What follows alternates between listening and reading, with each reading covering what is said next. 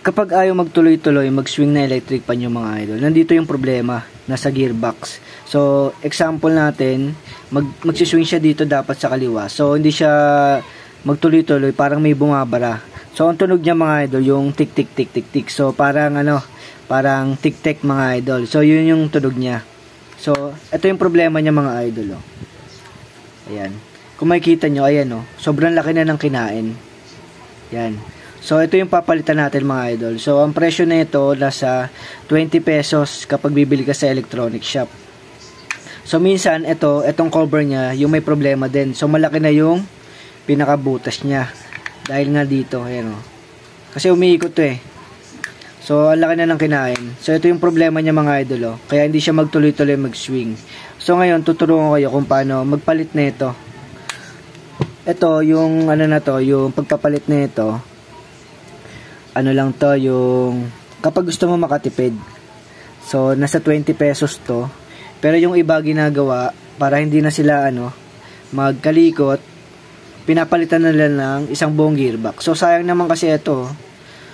Maganda pa. Saka sobrang tibay na itong bakal. So, ito lang yung papalitan talaga. So, yung presyo na ito kapag isang buo, 100 to 120 pesos naglalaro yung presyo niya. So, ito lang naman papalitan natin. 20 pesos lang to mga idol. So, ayan, tanggal na natin yung dalawang tornilyo. Tapos, may makikita kayo dyan na dalawang bulitas. So, kailangan aabangan nyo siya ng daliri para hindi tumalsik. Kasi kapag tumalsik yung mga idol, mahirapan na kayo maghanap niyan. Dahil sobrang liit niyan. So, matatagal lang kayo. So, ayan mga idol, ito yung dalawang bulitas sa abangan ko. Ayun ito yung dalawang bulitas mga idol. Yan. Tapos, meron siyang spring dito sa loob. Ayun merong spring. Alisin nyo rin yan para ilalagay nyo dun sa pyesa na ipapalit nyo dito. So, meron ako dito mga idol. Ito. Yan. Yan. Ito, nakuha ko lang to sa mga pyesa ko dito. Dahil marami akong mga ganito sa mga lumang electric pan. So, kapag kabit, yan, lagay nyo lang uli yung spring. Tapos yung dalawang bulitas, kabilaan. Yan. Tapos, kakabit nyo lang uli dito. So, kailangan, madiinan nyo para yung bulitas hindi tumalsik. So, yung mga idol. Dalawang bulitas, ayun. Tapos, ganun lang, ibabalik nyo lang uli. So, nakatipid ka na yan. 20 pesos lang. Tapos, yung cover, balik lang uli natin. Pero minsan kapag malaki na yung butas, ganito dapat kasi yung niya eh. Ayan hindi siya sobrang laki.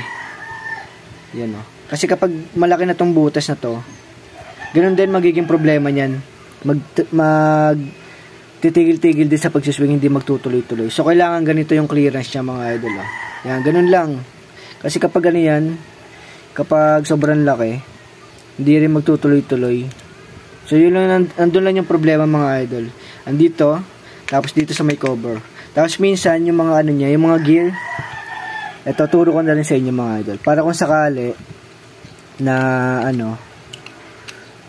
dito, minsan kapag may nabungi dyan, isa dyan sa mga ngipin niya, pati dito. So ganun din yung magiging problema niya mga idol. Hindi magtutuloy-tuloy yung pag-swing. So magkakaroon ng problema. Doon lang yung yung problema kapag ayaw mag-swing ng electric pan nyo. So, ito, balik na natin yung dalawang tornilyo. Yan. So, ganun lang kadali mga idol, 20 pesos lang. Meron ko na uli magagamit at magtutuloy-tuloy na uli yung pag-swing na electric pan nyo. So, hanggang dito na yung video natin mga idol. At maraming salamat sa panonood. At sa mga hindi pa nakasubscribe dyan mga idol, please subscribe naman ang channel natin. Maraming salamat sa suporta.